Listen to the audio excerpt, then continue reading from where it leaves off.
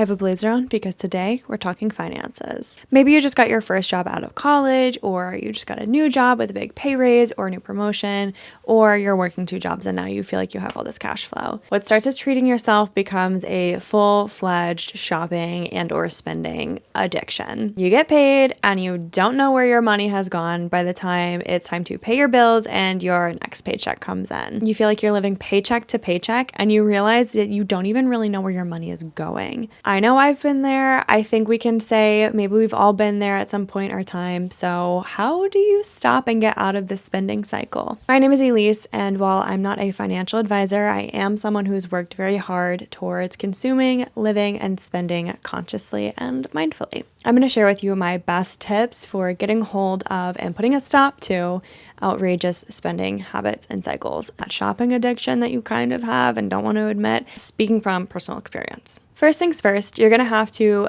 evaluate your financial situation.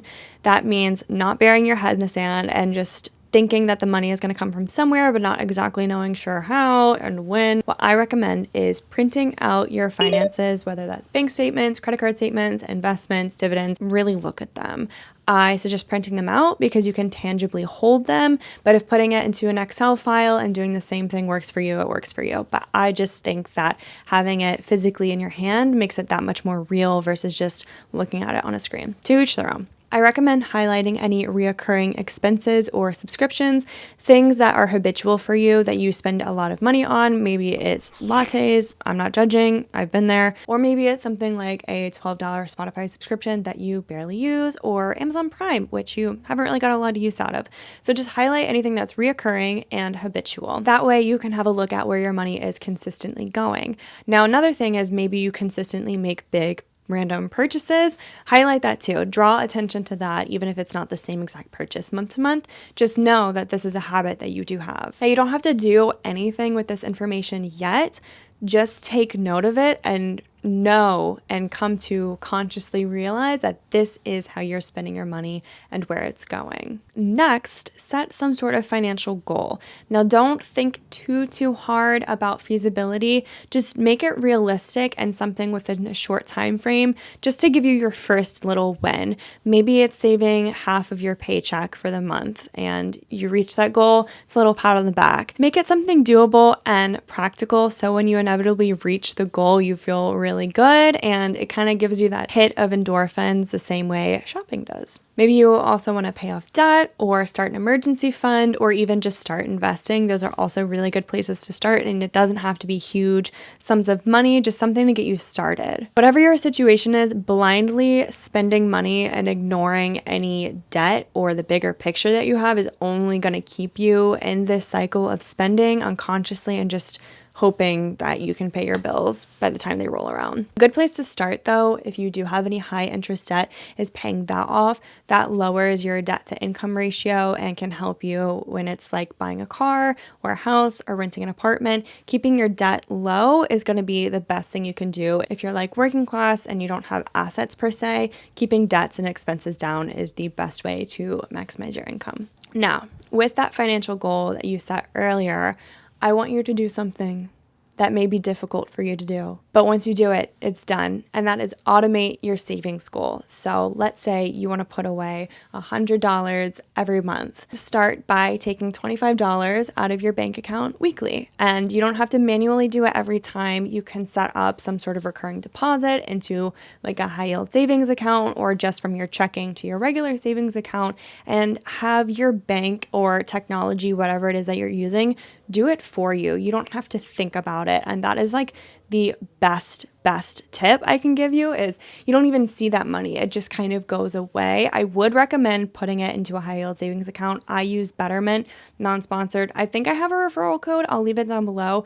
I really like Betterment because you can pick what sorts of things you want to invest your money in. You can do social impact and climate/environmental impact. And that is something that I hold near and dear to my heart. So I really love that there's an option that a financial institution is allowing me to invest that money towards. It's like literally putting my money where my mouth is. Anyway, off the soapbox. I get paid weekly, which is like a blessing, and I'm not complaining about that at all. It's actually great because then the same week, the same day I get paid, I automate my retirement, my investments, and my savings to just get taken out of right away from my bank account. That way I don't have to like do the mental gymnastics and the math behind like how much can I put away this month. Like it is just an expense, but it's paying myself in the future. So I don't think of it as an expense. I just think that, okay, from my paycheck, I actually only am getting like X percentage of it each week for me to spend towards whatever kind of fun thing that I want, but I'm paying myself first and setting myself up for success in the future. It leaves me less money to spend on clothes that are very novel in the moment, but I'm sure they're going to lose their charm very quickly and then end up just cluttering my space. So really it is for the best. And this kind of plays off the saying, like you've probably heard, to pay yourself first versus like paying others and then paying yourself. So pay yourself first and then pay your bills and then have your fun money of like whatever is left over. You know, it doesn't have to be super restrictive. It depends on your savings goals. You know what works for you. You can do the math. A really good jumping point though, what's the rule? 30, 50, 20? Okay, I'm a little off track with that. So 50% goes towards your needs, like your fundamental things that you have to spend money on, which is housing, transportation, food, blah, blah, blah, blah, blah. 30% towards your wants and 20% towards your savings. Obviously, this is just like a very rough guideline and you can manipulate it to fit your needs. I actually save a lot more than anything because of my current situation, which I'm really grateful for, but that is just a really simple framework to work off of. Now that you have a bigger picture of your financial situation, what debt you have, what your income is, if you have any savings and investments, and if they're working behind the scenes for you to make more money, and now that you have a financial goal to reach in the near-term future and then hopefully a longer-term goal, now it's time to look at those extra little fun money expenses and how to stop spending and blowing all of your money. Now, automating things and helping you reach a goal is probably going to help a lot because you just won't have as much money to spend. So I definitely recommend following those first two tips like as closely as possible to just literally leave yourself less room to spend your money.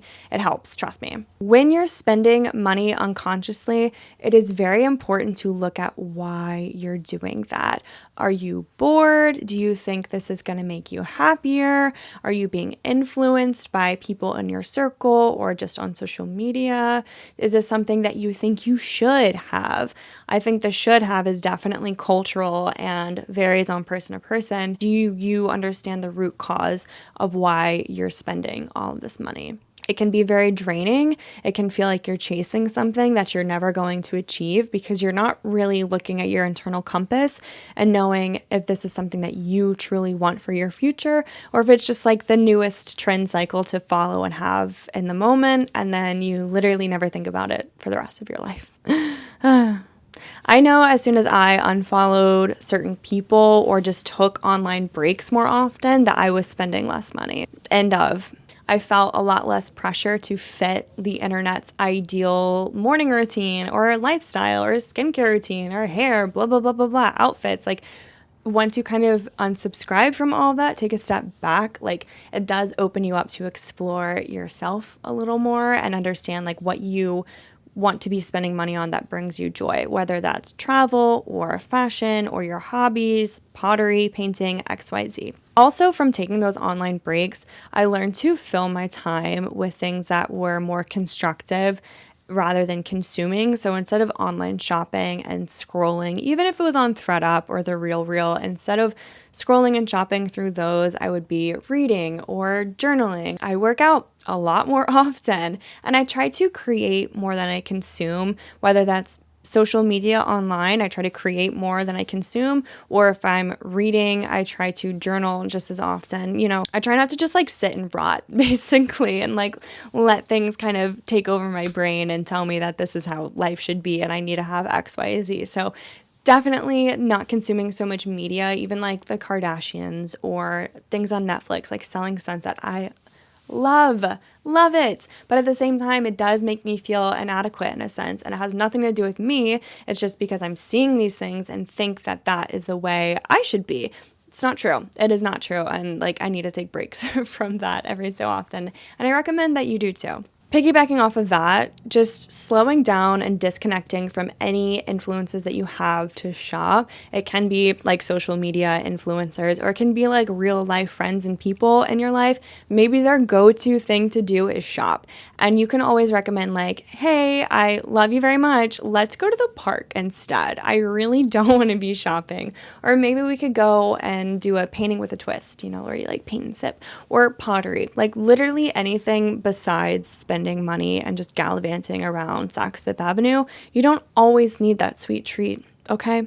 It's nice to socialize, and food is definitely like a way to connect and do that, but it doesn't have to be the end all be all of a friendship or relationship. There are different things to do besides consume, I'm telling you guys. I mean, every once in a while is fine, of course, but everything in moderation. And lastly, after we've evaluated why we're spending money and we have our financial goals in mind, ask yourself if spending money in XYZ way is going to help you reach your financial goal. I think that's been the biggest game changer for me in terms of my spending, is having a North Star of something that I want to achieve or a goal that I want to reach, coming across something that I think I want in the moment, I think I want to purchase, and then questioning, does this align with my future vision of my finances or of my life or of me in general? And if it does, okay, add to cart, check out, buy, whatever it is. If it doesn't, then shutting it down, shutting it out of my mind, and maybe revisiting it in the future if it does miraculously somehow fit into my financial vision for myself. I just want to highlight and note that it's very important to slow down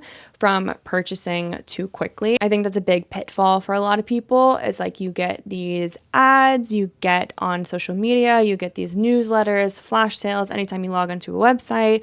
Buy two, get one free. You were only going to buy one in the first place, 50% off, but today only. Those sorts of things take time from you and try to push you with this sense of urgency of this isn't going to last. It's like a lack mindset that they're pushing and projecting onto you. So you then buy the thing and purchase the thing that you didn't really need in the first place, and you're wondering where your money has gone. The marketers are doing their job, and they're doing it well. Taking those breaks online from social media or just on your phone in general is going to give you that time back to consume consciously and monitor your spending in a different light of if it aligns with your future vision for yourself, and if it's something you really need. Does it make you happy? Why are you purchasing this thing? XYZ. This video is more meant maybe for my 20-somethings or people who just got a big promotion and just came into a lot more money than they're used to. I think what happens a lot of times is lifestyle creep and like keeping up with the Joneses. You don't realize how much more you're spending because you are earning more. It kind of gets like lost in translation. It is important to have goalposts and benchmarks of your spending and your finances and keeping them in check, because no one wants to work until they're 85 and like one foot in the grave. Sorry if that's morbid, but no one wants to. So saving for retirement and investing and just setting yourself up for success now is so important. And yeah, I just hope this video helps you get some sort of grip on your spending. I know my financial situation has changed drastically in the past like 4 or 5 months once I set those goals and stopped letting myself kind of spend whenever and however I want, and having goals like travel in mind, setting up an emergency fund, saving up for a down payment, even though in this economy, it's not looking very good, but we save regardless because you never know. I hope you guys enjoyed this video. Let me know down below if there's any other financial whatever topics you want me to cover. I'm not really a financial advisor, but I am speaking from personal experience and having kind of like overhauled my spending, as well as just being someone who is more of a conscious, mindful spender, saver, shopper. I think being sustainable and minimal does translate into finances pretty intuitively. There's going to be a video at the end of this one recommended just for you that you should definitely check out. The algorithm serving it up. Don't forget to like, comment, and subscribe. Of course, so many of you that watched are not subscribed. Like, I don't understand. 97%. It would just make my day if you did subscribe. I'll see you guys in next Sunday's video. Until then, don't forget to be kind to yourself, others, and the planet. Bye.